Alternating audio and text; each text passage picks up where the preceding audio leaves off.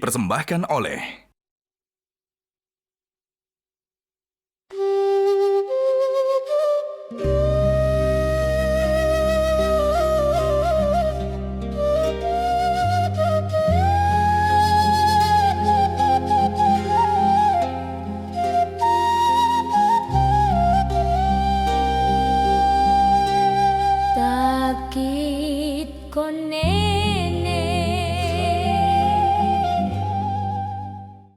Assalamualaikum warahmatullahi wabarakatuh. Waalaikumsalam warahmatullahi wabarakatuh. Bang Din, ini kan kita sedang program Mutiara Hikmah Nusantara ya. Nah, kita mengangkat pepatah-pepatah dari seluruh Nusantara. Nah, kebetulan kita saat ini berada di pesantren internasional Dea Malela di Sumbawa. Nah, apa beda ini yang Bang Din yang dari Sumbawa ini pepatah yang bisa diangkat untuk kita jadikan teladan atau contoh dalam kehidupan kita sehari-hari? Ya, sebagaimana di daerah-daerah lain, Sumbawa, Tanah Samawa, begitu disebutnya, Tanah Sumbawa, sangat kaya juga dengan kearifan lokal, pepatah maupun falsafah ya. Ada yang sentral ya, dikembangkan oleh Kesultanan Sumbawa dewasa ini, yang berbunyi takit ko nenek kangila buat lenge. Ini istri saya orang Jawa, paham apa tidak? Paham. Takit ko nenek kangila buat lenge. Ini menarik sekali. Ini ada santri PMI Dea Malela dari Rusia ini. Pernah dengar nggak? Takit nenek angila bodengnya, artinya takut pada Allah, malu berbuat buruk. Wah, luar biasa. Orang Rusia pun ya. Ini baru 5 tahun ya, sekarang kelas 11 di SMA Dea Malela sudah paham falsafah Sumbawa. Takit ko nenek, takut kepada Allah. Ekspresi leluhur kita, Allah, Tuhan itu nenek. Seperti nenek moyang itu. Kangila, malu, buat lenge, berbuat jahat. Ini yang menjadi tema sentral selain banyak falsafah lain ya. Mungkin ini bisa kita bahas ya, dan kita kenalkan kepada masyarakat non Sumbawa. Takit ko nenek ini apa kira-kira maksudnya di dalam Islam itu yang di dalam ayat Al-Quran itu wa may yakhshallahu min ibadihil ulama itu bisa itu boleh jadi, nyambung. tapi sebelum lebih lanjut, ini kita mendapat kehormatan Sultan Sumbawa sekarang ini, yaitu Dewa Masmawa, Dewa Maraja, Sultan Muhammad Khairuddin IV, ya, berkenan untuk memberikan penjelasan tentang tema sentral falsafah atau kearifan lokal Sumbawa ini. Maka kepada yang mulia kita silakan. Allahumma salli ala Sayyidina Muhammad wa ala alihi Sayyidina Muhammad. Para pemirsa dan saudara-saudara sekalian, arti istiadat Sumbawa itu berpegang kepada hukum-hukum syar'i, dan hukum syar'i itu berpegang kepada kitab Allah. Diperkuat lagi dan dipertegas dengan suatu sikap dan pernyataan takit ko nenek kengila buat lenge. Artinya kita bertakwa sepenuhnya kepada Allah Subhanahu wa Ta'ala dan menyembuhkan di dalam batin kita dan sikap kita rasa malu untuk berbuat hal-hal yang tercela. Kita renungkan kembali di dalam rangka bulan suci Ramadan, dan semoga hal-hal yang terkuak di dalam local wisdom Sumbawa itu dapat kita terapkan dengan tertib dan bijaksana pada kehidupan kita. Assalamualaikum warahmatullahi wabarakatuh.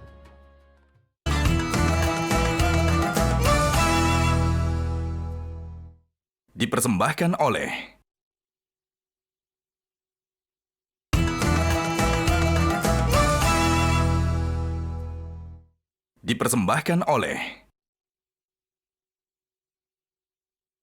Bismillahirrahmanirrahim.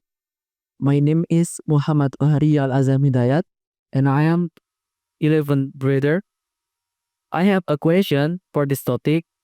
Why can the absence of shame lead to moral decline and disharmony? Thank you. Oke. Ananda Fakhri bertanya ya, dalam bahasa Inggris, ini siswa kelas 11 SMA Dia Malela ya.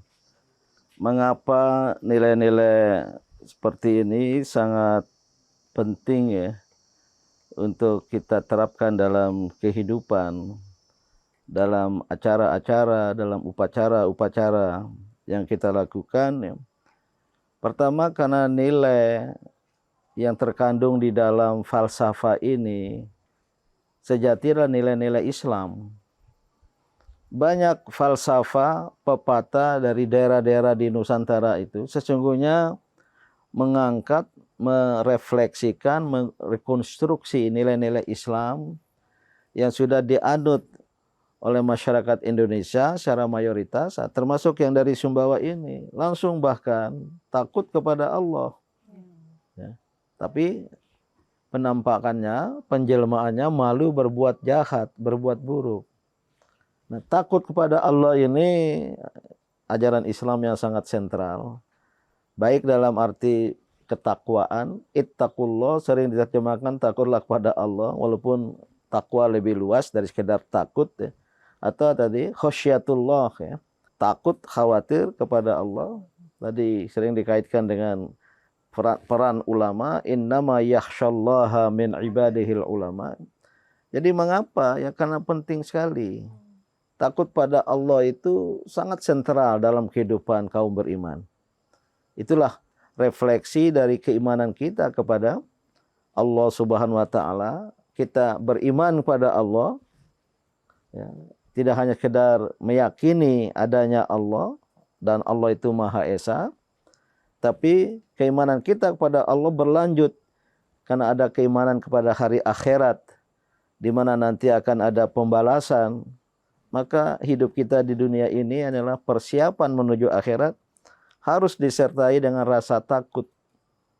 Ya, oleh karena itulah orang Sumbawa lewat kesultanan dulu mengenalkan falsafah ini.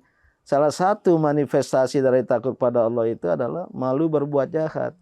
Malu itu adalah manifestasi keimanan. Tapi malu berbuat buruk. Anak-anak santri tidak boleh malu ketika disuruh berbuat baik. Harus berani. Tapi kalau berbuat buruk, harus malu. Nyontek dalam ujian, buruk. Harus malu. Karena takut pada Allah. Bukan takut kepada pengawas ujian saja. Allah ibarat apa? CCTV yang maha agung. Melihat kita. Kita takut katakanlah mencuri atau melakukan perbuatan buruk lain.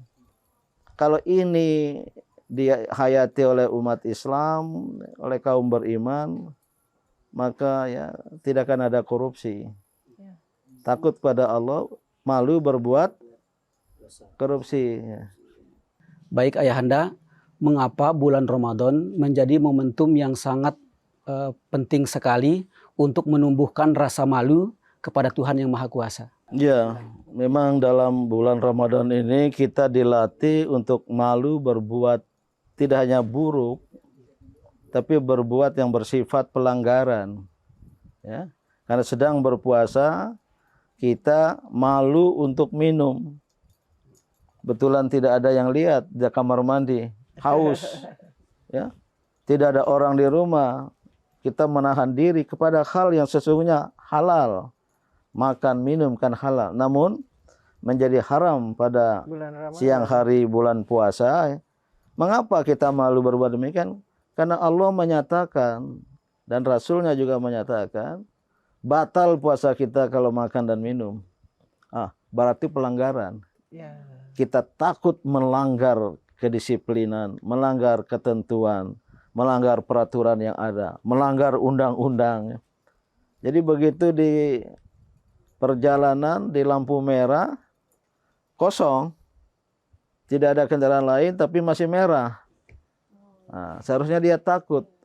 Bukan takut kepada lampu merah, takut kepada peraturan, ketentuan, dan itu bagian dari ketakutan kita kepada Allah Subhanahu wa taala. Maka Ramadan ini, puasa ini adalah sarana untuk melatih diri kita untuk berpuasa dengan sejati, takut pada Allah dan malu berbuat buruk.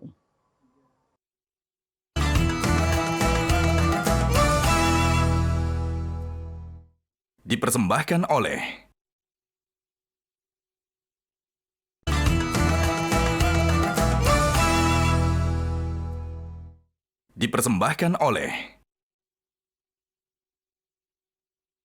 Baik Ayahanda, bagaimana sih cara kita untuk menumbuhkan rasa takut pada Allah sekaligus rasa malu untuk berbuat dosa?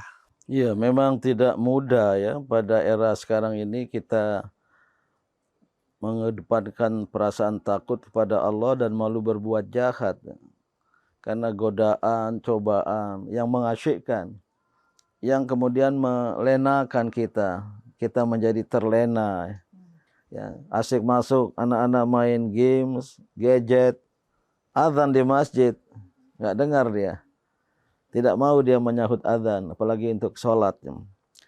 Nah, bagaimana caranya ya, Ramadan yang sedang kita jalani ini memberi peluang bagi kita untuk berlatih. Adalah latihan. Dengan latihan Ramadan, kita dilarang untuk memakan yang halal pada siang hari bulan Ramadan, namun kita menahan diri. Ini kata kuncinya latihan. Latihan. Jadi takut kepada Allah dengan melakukan latihan, tapi juga ya dengan keyakinan bahwa Allah melihat kita. Itulah ihsan. Beriman, berislam, perlu berlanjut dengan berihsan. Anta'budallaha ka'annaka tarahu, seolah-olah engkau melihat Allah dalam beribadat itu. Fa illam takun tarahu fa innahu yaraka. Jika engkau tidak melihat Allah, fa innallah, Allah itu melihat kita gitu. Nah, kalau ada keyakinan bahwa Allah melihat perbuatan kita, ada malaikat yang diutus Allah untuk mencatat di kanan dan di kiri kita, maka kita kemudian akan takut pada Allah, takut ketahuan. Itulah yang membawa manifestasi menjelma pada sikap malu berbuat jahat. Karena satu, meyakini itu pelanggaran tingkat awal. Yang kedua, meyakini perbuatan jahat, ya, zina, mencuri, dan segala macam perbuatan jahat yang banyak itu membawa dampak yang negatif terhadap pelakunya dan terhadap masyarakat. Jadi ada keyakinan tentang dampak, tentang akibat perbuatan jahat itu. Maka tidak ada jalan lain menjawab bagaimana itu kecuali berlatih, berlatihlah. Pelatihan yang dianjurkan oleh Islam, tunaikan sholat 5 kali sehari semalam, rata-rata itu. Pada bulan Ramadan diintensifkan pelatihan itu dengan berpuasa pada siang hari dan menunaikan sholat sunat tarawih pada malam hari, dan nanti buahnya adalah kita berbuat untuk sesama dengan membayar zakat fitrah, mengeluarkan zakat, infak, sedekah, memberi makan pada kaum miskin. Kalau latihan-latihan ini bisa kita lakukan, ya, maka seorang muslim akan terlatih dan menjadi manusia yang bertakwa, sebagaimana tujuan daripada ibadah puasa itu. Yang kedua, selain latihan itu sebagai tambahan itu memang kita perlu pengawasan. Sebelum diawasi oleh Allah. Seorang anak disuruh berlatih tapi diawasi oleh orang tua. Ini puasa apa tidak? Nah, jadi perlu pengawasan sebagai dukungan terhadap penguasaan Allah Subhanahu wa taala, ya. dan maka pengawasan. Namun yang paling penting ya, ini pada tingkat tertinggi yaitu pengawasan oleh diri sendiri. Ya, ya. Jadi semacam apa bahasa Inggrisnya self censorship. Kita menyensor diri sendiri ketika ada energi buruk masuk, ada godaan, kita punya daya tahan. Mampu melakukan ya penyensoran diri, self censorship. Kalau itu kita memiliki ya self censorship, muraqabah ya terhadap perbuatan yang kita lakukan, itulah seorang muslim yang prima menuju ke arah muslim paripurna yang berbasis kepada takut kepada Allah. Kalau malu berbuat buruk, tidak ada kejahatan. Negara ini sepi dari korupsi. Negara ini sepi dari kriminalitas. Negara ini sepi dari pelanggaran-pelanggaran. Dan kehidupan manusia, termasuk di rumah tangga, sepi dari perbuatan-perbuatan buruk. Itulah kedamaian yang sejati akan terwujud.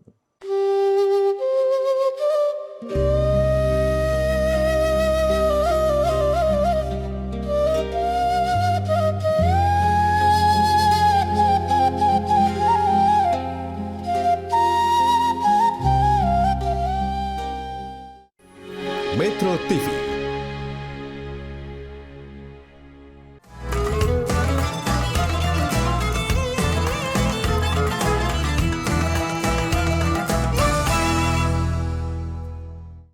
Dipersembahkan oleh jelajahi cara baru mendapatkan informasi. Download Metro TV Extend sekarang.